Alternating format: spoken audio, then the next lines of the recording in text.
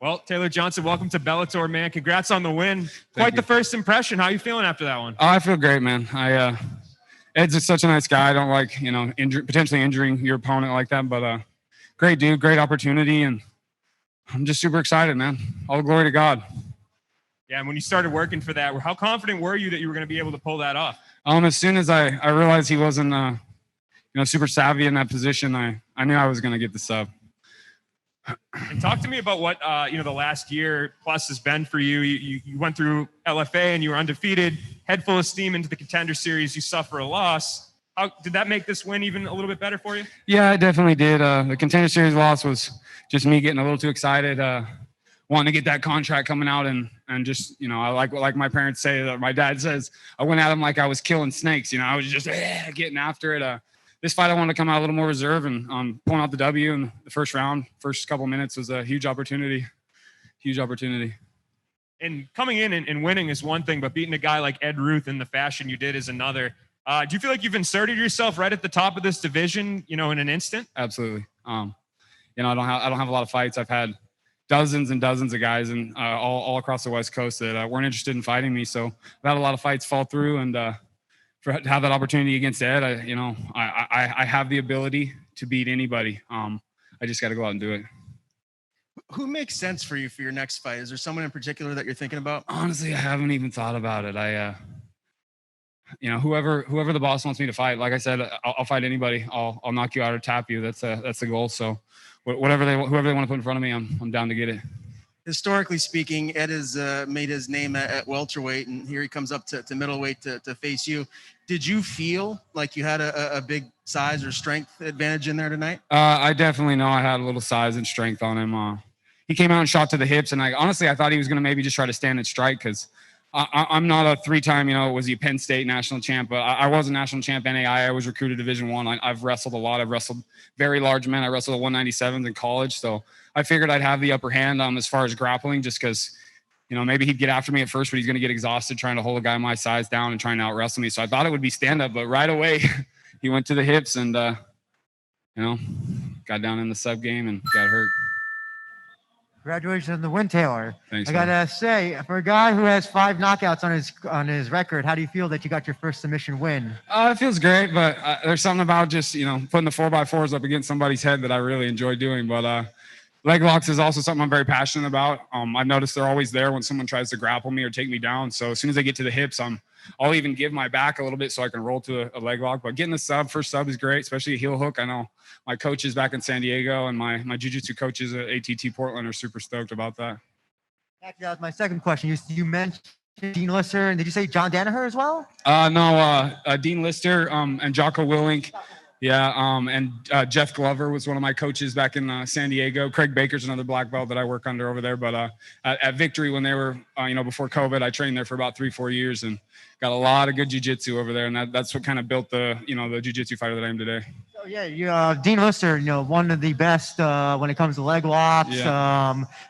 So tell us, is this something you're going to input into your game in the future going forward? Yeah. So watch out for your legs. All right, we'll take a couple from the internet here. Harry? Hey, Taylor. Congratulations on the win. Thank you. So you closed tonight as a 3-1 underdog. I was just wondering if that's something you're aware of going into a fight, or if going into a fight as a big betting underdog maybe impacts how you look at an opponent or anything like that. I think it's funny. I mean, I knew I was an underdog going in because on paper, Ed's accomplished a lot more than me as the fighter, but I'm one of those fighters that it doesn't matter who you place in front of me. They could be the best ever. I still have the chance, or the opportunity to, submit them or knock them out. Even if I'm exhausted, even if I'm getting beat up, you still are in danger always. So. Got it. And so you were saying to Big John after the fight that if somebody gives you their leg in the gym, you're going to rip it off. So is that heel hook something that you've really, really trained? Yeah, absolutely. I come from heel hookers. That's my whole heel hookers. I come from heel hookers over in San Diego, and some of the guys at American Top Team Portland that I've been training at now because of the current world state. I kind of went back home, and they like heel hooks.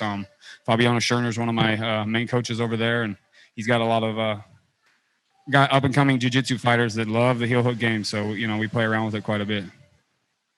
I'm nice to guys at the gym though. Giancarlo. Don't Hi, break Taylor. Congrats on the win.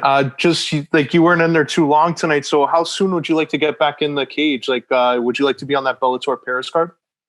You know, whatever they have for me, I'm down to get it. I love fighting. Right now I got married a little while ago, and my wife is, you know, kind of getting sick of me being gone all the time because I train, you know, 2.5 hours away from home. So I'm gone during the week, come home on the weekends, and I'm gone here for a week and all over. But you know, if the boss calls, I'm ready to scrap. So whenever.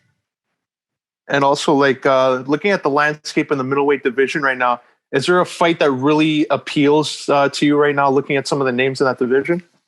Honestly, I try to be smart with my career, and I don't really look past Ed. You know, all I had was Ed in sights, and he was the goal. He was the next big step, and I haven't really looked out, checked too deep into the roster, but I'm sure I'll find someone in the next week that looks like an interesting opponent. So I just want to fight tough guys, really. Hey, Taylor, Kevin here. Congrats on a shocking victory, none to say the less. Shocking in the sense it ended quickly. During that sequence, within the 59 seconds, do you think Ed was being a tad bit over aggressive, or did you just catch him perfectly at the right time?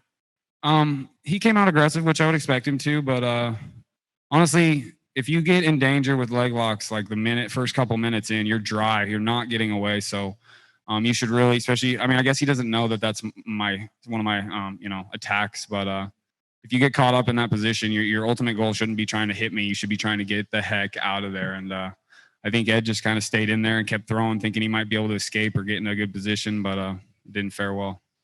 Also, did you make any key differences between that contender fight and coming into this fight? Was there any key changes? Composure. Yeah, being relaxed and staying composed and realizing I have 15 minutes to knock someone out. I don't need to do it in a minute and a half. Connor. Hey, Taylor, congrats on the win. Oh, thank you. You know, after being originally slated for that August 7th card, then, you know, obviously getting the win tonight over a guy like Ed and on the main card too. I mean, could you imagine, you know, a much better scenario than this? Oh, not really, man. It's a great opportunity. It was funny how it played out, but yeah, this is a huge opportunity, man. I'm still just kind of baffled by it all, but I'm just very grateful to be here. Thank you, Taylor. Sean? Taylor, congratulations on the big win, big debut for you. You know, talk about, you know, going to this fight, what was going through your head. Did you feel like you may be fighting off your back? And was this something you were working towards getting, you know, like kind of like a go-to submission, an audible, if you will, with this heel hook? A heel hook is what I go to when someone gets to my hips and has maybe an advantageous position as far as wrestling goes. I always, you know, in wrestling, I would do some kind of fancy roll, Granby rolls, any kind of roll to create a scramble. And I kind of transitioned that into jiu-jitsu or into MMA now. And so seeing that Ed got to the hips and started attacking, I was like, you know, I'm just going to let him, you know, finish the takedown. I'm going to roll and start wrapping up the legs because I know I'm a little bit larger, man. I got bigger legs, and, you know, it seemed to work out. All right, last question, Richard. Hey, yes, congratulations on the victory. Hey, it happened so fast, so not much to analyze here. But at any moment in the fight, the fact that you wanted to scramble and get back up to your feet, did that run through your mind at all? No. I mean, if he started clubbing me and I didn't have the legs locked up, yeah, definitely. I mean, if I'm in a bad spot and I'm getting lit up from the bottom, I'm definitely gonna try to scramble out. But I feel comfortable down there. You start standing over the top of me, you know, I'm gonna try to twist your leg off. So it's pretty cool. Yeah, thanks. Congratulations again. You're welcome. Thank you very much.